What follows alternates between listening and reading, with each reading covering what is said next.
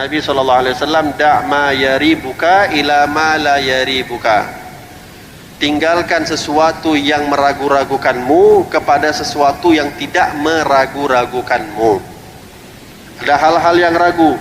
Ini punya siapa ya? Punya orang. Saya nggak tahu ini punya siapa pemiliknya. Jangan diambil.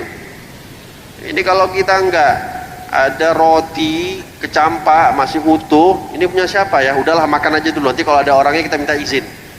Ini hati-hati, bahaya. Jangan kamu mengambil sesuatu yang kamu nggak tahu itu punya siapa. Dulu pernah diceritakan Al-Imam Al-Haramain, Al-Imam Juwaini, alim besar, seorang ulama besar, Al-Imam Al-Haramain, punya karangan luar biasa. Gal itu dikatakan Al-Imam Al-Juwaini namanya, Al-Imam Haramain namanya Imam Juwaini, beliau dipanggil Haramain. Itu ketika beliau masih belajar, masih kecil, setiap kali beliau belajar, gak ada satupun yang masuk ke dalam kepala beliau. Diulang-ulang pelajaran, membal semuanya, gak ada satupun yang masuk. Dia menghafal Quran, hafal Quran, membal, gak ada satu ayat pun yang masuk bahkan. Dia coba belajar kitab ini, kitab itu, semuanya membal. Ngadu sama uminya, Umi, kenapa ini? Saya udah mau belajar, saya mau menghafal, semuanya gak ada yang masuk dalam kepala saya. Akhirnya uminya pun gak tahu jawab apa. Dibawalah oleh uminya Al-Imam Al-Haramain ini yang kecil waktu itu kepada seorang ulama, syekh besar. Ditanya, ya syekh, kenapa ini anak saya, dia mau belajar, dia mau menghafal, kok nggak masuk-masuk ke kepalanya? Nggak ada yang bisa dicerna di dalam kepalanya. Kenapa ini? Syekhnya tersebut bilang, kamu dulu waktu hamil dia, kamu itu ada makan makanan yang haram? Nggak ada. Coba ingat-ingat, nggak ada. Yang syubhat, diingat-ingat sama uminya, ingat-ingat sama uminya, nggak ada. Coba ingat-ingat dulu. Kata uminya bilang, ya syekh, saya nggak ingat, tapi mungkin ini saya ceritakan ceritanya, Allah alam, nanti syekh yang menentukan apakah ini termasuk yang syubhat atau tidak. Dulu pernah ketika saya mengandung ini anak saya Haramain ini, Juwaini ini, masih dia dalam kandungan saya tuh dalam keadaan laparnya luar biasa, kelaparan. Walhasil ketika saya jalan, di satu jalan saya melihat ada orang buang air susu basi. Ada orang buang air susu basi. Baru dibuang itu susu basinya itu yang banyak itu tergenang. Saya ambil, saya minum. Saking saya miskinnya waktu itu nggak bisa beli makanan dan saya laparnya luar biasa. Ditanya sama syekh, kamu minta izin nggak? Kata ibunya ini, ya saya pikir dia sudah buang, mungkin nggak perlu izin lagi. Kata syekhnya, itulah sebabnya engkau anakmu ini sekarang ini nggak bisa ngafal sampai sekarang. Lalu terus gimana? Minta izin sama yang punya susu. Akhirnya dicari-cari rumahnya, subhanallah orangnya masih hidup.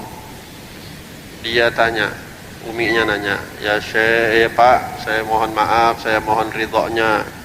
Dulu bapak pernah buang air susu ke jalan, saya ambil, saya minum tanpa izin.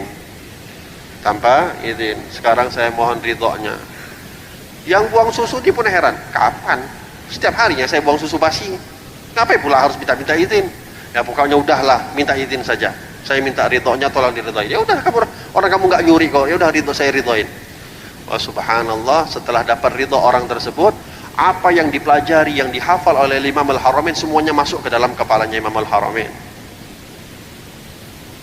Ini perhatian khususnya kepada orang tua, ya, kepada wanita yang mengandung. Di saat kandungan itu adalah tarbiyah pertama kita kepada anak-anak kita. Kalian yang punya istri, kalau istrinya sedang hamil, itu adalah tarbiyah pertama kalian untuk istri-istri kalian, untuk anak-anak kalian adalah di saat anak-anak kalian di dalam kandungan. Jangan menganggap, oh nanti aja udah, kalau udah lahir baru saya didik. Salah besar. Justru malah di dalam kandungan itulah tarbiyah pertama yang sangat mempengaruhi akan baik dan buruknya anak kita. Anda perhatikan, Allah Subhanahu wa taala itu menetapkan takdirnya anak kita atau takdirnya kita semua bukan ketika kita sudah lahir. Tapi kapan? Di saat usia kandungan kita itu baru 3 atau baru 4 bulan di dalam kandungan ibu kita. Itu Allah tiupkan ruh dan Allah tetapkan takdir. Kenapa nggak tunggu hidup saja? Ngapain Allah tetapkan takdir? Mana tahu nanti nggak selamat kan percuma. Mana tahu keguguran kan percuma. Udah ditetapkan takdir, rupanya keguguran, kan percuma. Tapi lihat bagaimana perhatiannya Allah Subhanahu wa taala kepada kita semua. Dari sebelum lahir sudah diberikan takdir-takdirnya untuk kita. Jadi jangan pernah menganggap seakan-akan anak dalam kandungan kita itu nggak tahu apa-apa. Dia dengar, dia mendengar apa saja yang dilakukan oleh orang tuanya, dia mendengarkan apa yang didengarkan oleh ibunya, dan dia akan merasakan apa saja yang dimasukkan di dalam perut ibunya. Anak kita tuh yang dalam kandungan, kalau ibunya itu memasukkan hal-hal yang haram atau hal-hal yang syubhat, dia tuh kalau bisa nolak-nolak, nggak mau, dia nggak mau. Dia ini fitrah. Kita ini dalam kandungan tuh dalam keadaan fitrah, nggak akan terima dengan hal-hal yang tidak baik.